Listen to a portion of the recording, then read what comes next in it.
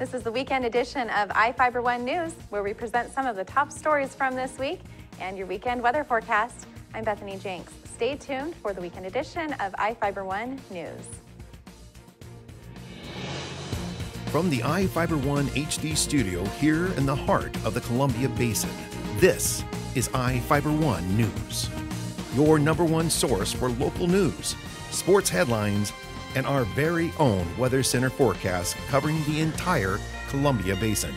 This is iFiber One News, and it starts now.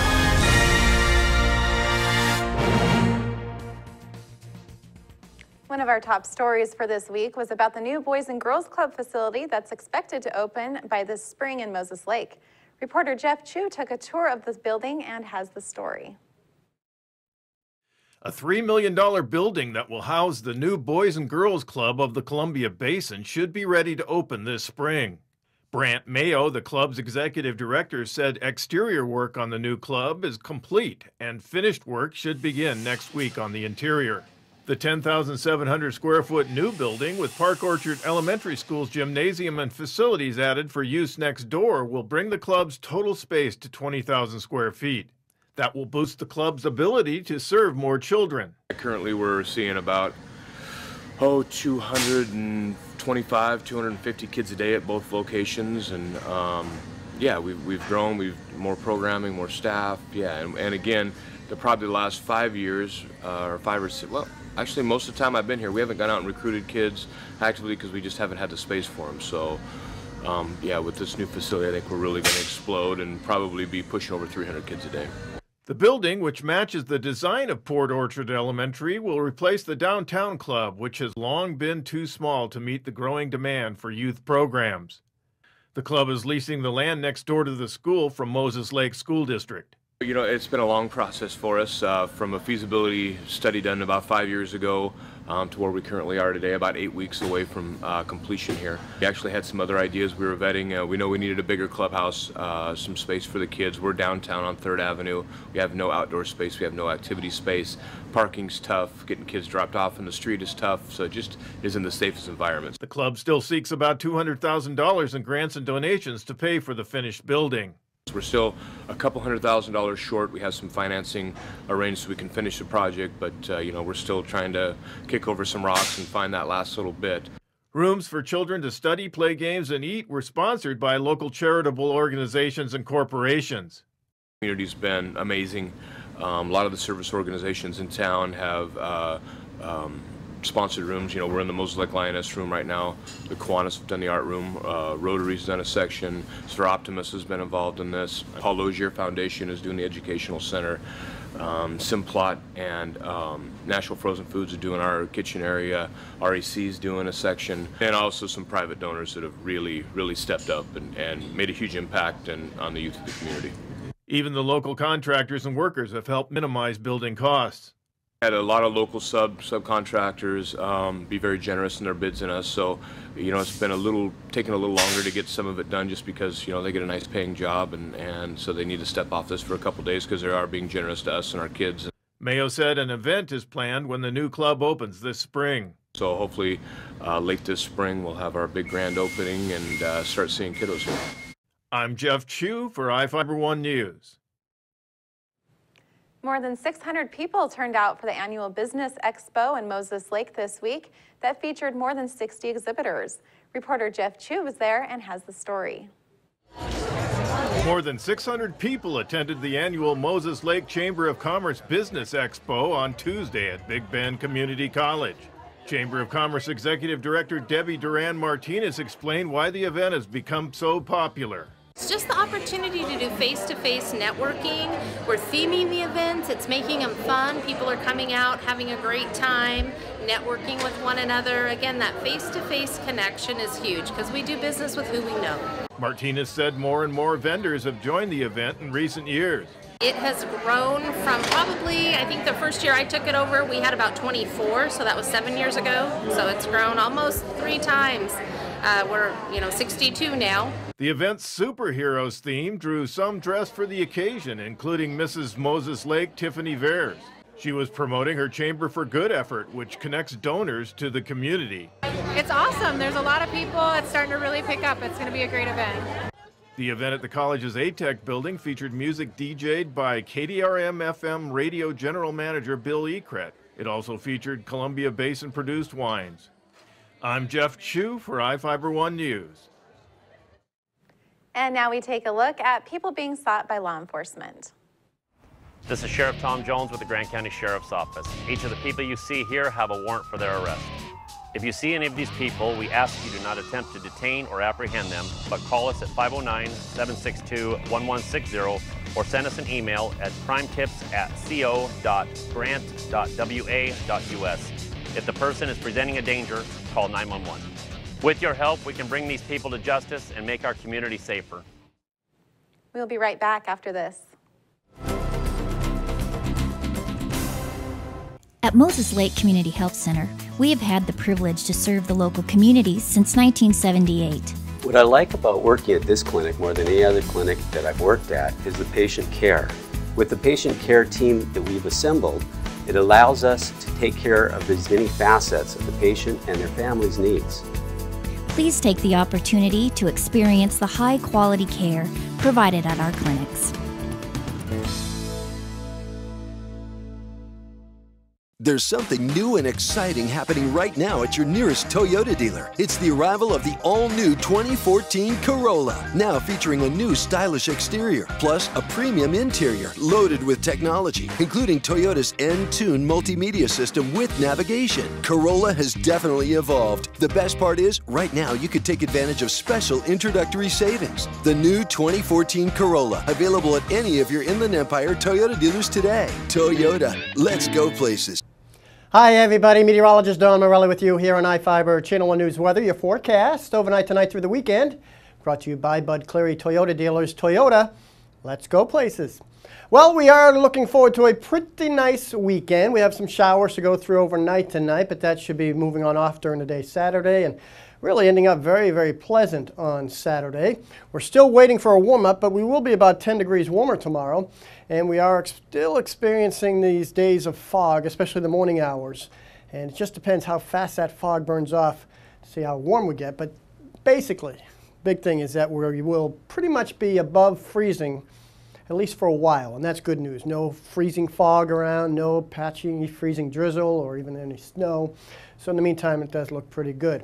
37 and 32, the extremes today, so we were above freezing, and also in Moses Lake, not too different, 38 and 32. And mostly cloudy skies, and the rain has been coming on in with a big slug of moisture now moving on in through the area. 36 degrees, 33-degree dew point, so some rain, even some fog still. And again, with temperatures at or above freezing, we're not looking for much in the way of frozen precipitation overnight tonight, but still a possibility. Some of the valleys, some cold air pools, and we could see some freezing rain in some areas. Here we are currently on the forecast, and we see that the precipitation tapers off in the basin, still hangs to our northwest, west of the Cascades. But in general, during Saturday with the west wind aloft, that's a downslope wind for us, and that's a drying wind, so afternoon looks very nice. And then overnight into Sunday morning, maybe some low clouds and fog, but then once again in the afternoon, some sunshine. In the meantime, you notice all the rain and precipitation shield shifts to the north. More and more sun comes our way. And again, it's the trapping of the cold air right at the ground that creates the fog overnight. And once that burns off, the temperature should pop up. And again, it's very tough to really forecast times of the day when that burns off. But mid to late morning should be the rule. The western basin, the slopes, could be seeing the more clouds hang a little longer. Tomorrow you see periods of rain still to the northwest of us. Also inland northwest, some upslope snow and precipitation there. Upper elevation snow, lower elevation rains. But here in the basin, again, it should be shaping up to be a very nice Saturday afternoon. Look at these temperatures. Good 10 degrees warmer. Look at Royal City, Moses Lake, lower to mid-50s. And again, just depends if the clouds hang in a little bit. So again, just want to flirt with the 40s all week here, going in through the mid to latter portion of the work week. Again, it's status quo with the temperatures, but at least 10 degrees above normal. We could easily be in the 50s, if not some 60s, if we really pop out into the clouds. So again, looking very, very nice. Have a great weekend, everybody. What better way to start the new year than in a new Toyota? We're making it easier than ever with 3 ways to save. Your choice of financing as low as 0%, up to $2,500 in customer cash back, or low payment leases on your favorite Toyota model, like RAV4, now just $199 per month. Just pick your favorite Toyota, the best savings options for you, and drive away. It's that easy, so start your year right. For full details, see any of your Inland Empire Toyota dealers today. Toyota, let's go places. Moses Lake bowlers are prepping for a deep postseason run. Reporter Sean Wells has the story. After finishing third in the Big Nine Conference, Moses Lake bowling is ready for the playoffs. Head coach Billy Ray Bryce likes his team's mindset. And Billy, it's been a heck of a season. Yes, it has. Pretty pleased with the girls. All in all, we finished third, but there's some good bowling. We have some things to work on, which the girls are doing right now, but I like our chances. A strong season for the Chiefs means a lot of bowlers are competing in districts. And 6 girls going on to compete in districts. What do you think of their chances? I like it pretty good. I have 3 seniors. You know, a couple of them have been bowling, you know, for 4 years, 5 years now, and they're doing pretty good. My chances are pretty good. You know, it just kind of depends on when they get there. If we can just kind of tone it down and work on what we're doing right now, I like my shot. One Lady Chief bowler isn't shy about her expectations. I'm here with sophomore Rebecca Benavides. Rebecca, what do you expect from your play here come districts? I expect to bowl my best and not let my team down and to go to state. As a sophomore, I mean, that's pretty ambitious. Yeah, well, I always want to try my best, and I've been bowling for 9 years now, so I think it's about time I've had my turn. The Chiefs get back on the lanes Tuesday in Wenatchee. For Fiber 1 News, Sean Wells. Moses Lake wrestlers took 13 of 14 matches, 7 by pin to crush Eisenhower 66-6 in Yakima. The win caps off an undefeated season in Big Nine competition and nails down the conference title for the #1 ranked Chiefs. Moses Lake heads to Sunnyside February 6 for Big Nine District Wrestling. Andrew Andrews knocked down a bucket with 1 tick left on the clock, and the Huskies escaped with a 52-50 win at Colorado. Nigel Williams-Goss had 16 points to lead Washington to victory. It was the first Husky win in their last 5 attempts on the Buffalo's home court. Andrews shook off a bad shooting night, hitting just 2 of 12 shots before connecting on the game winner. Kevin Pangos scored 14 points, and #3 Gonzaga cruised past arch rival St. Mary's 68-47. The Zags moved to 7-1 and take over sole possession of first place in the West Coast Conference with the win. Przemysl Karnowski added 12 points, and Kyle Wilcher finished with 11 for Gonzaga, whose only loss this year is at #7 Arizona. This is the best start in program history for the Zags. Brad Waldo scored 14 points to lead St. Mary's, which saw its 9-game win streak snapped. Gonzaga blew open a close contest with a 22-2 run midway through the second half to win going away. The Zags held the Gales to 36% shooting on the night. St. Mary's hit just 2 of 15 shots from 3-point range. Well, there are several high school sporting events going on around the basin this weekend. If the opportunity presents itself, be sure and get out and cheer on your favorite team. Coaches and players will appreciate your support. Be sure and set your dial on Channel 1 for Big Bend basketball Saturday afternoon. I'll be alongside Sean Wells, who will be calling the live action. The first game tips off at 2. We'll be right back after this.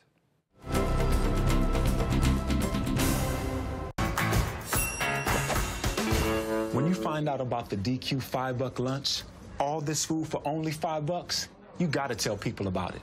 So I situated nice. Frosty drink next to this juicy grilled burger and fries. Get my sundae, boom. I just dropped a $5 lunchogram on all my friends. Get ready for a little $5 envy. Michael, we like your style. The $5 lunch. Entree, fries, drink, plus a sundae. Only at your DQ. This is fan food, not fast food. Hello, my name is Cheryl Kono. I am your local Ephrata Farmers Insurance Agent. Here at Cheryl Kono Insurance Agency, our customers always come first. We don't just work here, we live here. Please stop by the office, call, email, or Facebook me for a free auto, home, life, business, or farm and ranch quote today. We are insurance. We are farmers. Come in for a free quote today. We are farmers. Bum, ba-dum, bum, bum, bum, bum.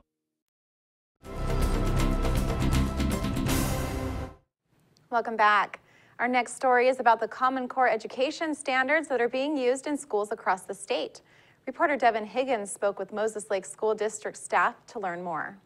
Most parents remember a time when school was about their children learning the basics of reading, writing, and arithmetic. The long-standing debate about how to best educate today's generations of students led the state of Washington to adopt a unified set of academic standards across its 295 districts and more than 2,000 schools. It's called the Common Core, and in the 3 years since its implementation, questions about just what it is and how it helps kids learn still linger. The Common Core is a set of academic learning goals for all students ranging from kindergarten to high school in math and English language arts. The core was formally adopted by the state superintendent of public education in July 2011 to replace the previous guidelines. Common Core is designed around 4 key concepts. While the core uses standardized tests to rate how students are meeting those goals, there is no singular lesson plan, and teachers are free to teach students in their own style. The Common Core is also an evolving system with new exams for math and English language being implemented this year to better measure student knowledge and establish a baseline for the future. Moses Lake School District Executive Director of Teaching and Learning Linda McKay says while the name may have changed, the aim of the system remains the same.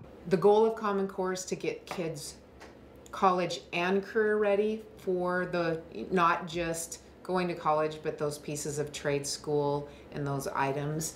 That's the focus of the standard. So it really, they started, instead of starting at kindergarten and working up, they said, what is a kid leaving high school to be college and career and workforce ready? What do they need to know? And then they built the standards backwards. Since 1996 and 97, and prior, actually 1993, I believe, is when the ELRs were put into place, we have had standards, and those standards have evolved. Our math standards alone in about the last 10 years have changed 3 times. So we have continued to evolve in education, saying, okay, what is it that kids need to know? How is our state economy as well as our nation and our global, whether it's economy, education, world, what are those things, and how do our standards maybe need to change to reflect that? You know, technology. If we'd never written technology standards, where would we be at today, given the technological world that we live in? Midway Elementary teacher Kristen Frederick sees how the collaborative aspect of Common Core is helping her students work towards the common goal of learning. For the new math standards, I see them be more rigorous and more pertinent to real-life situations that students will get into in their lives and need mathematical skills to solve. And so it's a lot of performance tasks, which means they take a real-life scenario and they have to use their math skills that they know and apply it to solve a real-world type of problem. And the kids lots of times get to work in collaborative groups for that, which brings in the speaking and listening standards that are new for the reading Common Core. And so all the standards really lend themselves well to high student engagement and then being able to conquer more challenging problems. They're learning more of what they need, and they're learning why they're. Despite its evolution, critics of the Common Core say it relies too much on standardized testing and doesn't focus on creative arts. McKay said those subjects are still taught, but are also incorporated into different avenues of learning. Some misinterpretation might be that the linking the testing to the Common Core standards, whereas the Common Core, those are the standards for which our kids need to know and be able to do by specific grade levels. So I think that's sometimes a little bit of that misconception. One is that it's linked to this testing. It's not. The testing is something we've always had, whether it's WASL or MSP, but providing those stair steps. In Moses Lake, Devin Higgins for iFiber 1 News. We'll be right back. Well, one thing I knew from being a patient myself was that a dental office is a scary place to come to. And so we wanted everything possible to make sure that our office is a comfortable place for our patients to visit.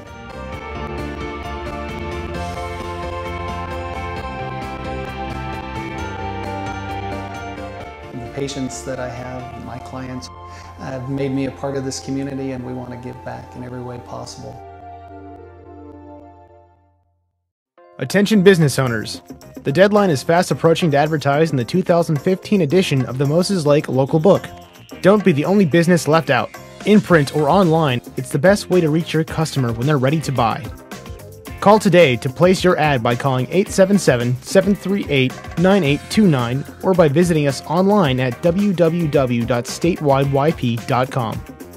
The Moses Lake Local Book Telephone Directory. Simply the best advertising.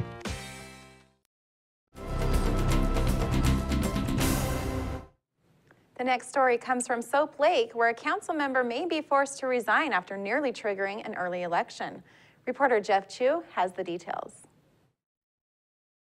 Soap Lake Mayor Raymond Gravel and some city council members want Soap Lake City Councilman Robert Brown to resign. Brown was criticized and admonished by other council members Wednesday night. The council's action came after Brown submitted a document to the Grant County Commissioners and County Auditor without the council's knowledge or approval. Council members said Brown acted in violation of the council rules of conduct. The document, approved as an ordinance in November, stated that the council believes it is in the city's best interest to annex into Fire District 7 for fire services. The Soap Lake Council, just 2 days after Brown's action, agreed to not submit the document to the county commissioners and auditor until August so the county could set a November Fire District annexation election. Councilwoman Joanne Rushton filed a formal complaint against Brown. Mr. Brown filed these papers on the 5th with no authorization, no vote. He did it on his own, apart, with no direction from the council. Brown, who has served a year on the council, said the city administration was suppressing the document, which he believes should have been submitted for an April election. Brown called in sick and did not attend the council meeting Wednesday night, but he defended his actions Thursday. The councilman said he would respond to the council at its February 4th meeting. I'm Jeff Chu for iFiber One News. Rounding out this week's news coverage is a story about the Quincy School District's maintenance and operations levy that would replace the expiring levy from 2011. Reporter Devin Higgins has the story.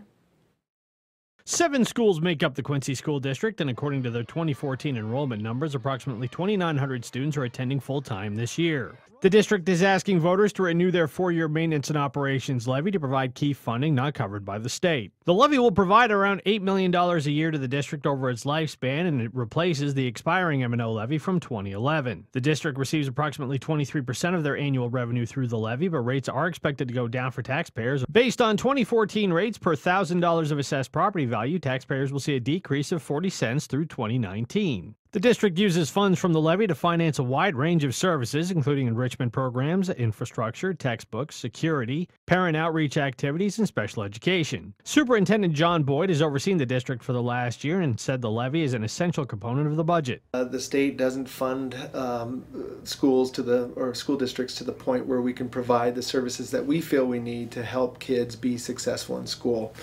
We have a high needs population of students, and we provide a lot of support and help for them. We're a growing district, so we have the extra costs associated with that growth.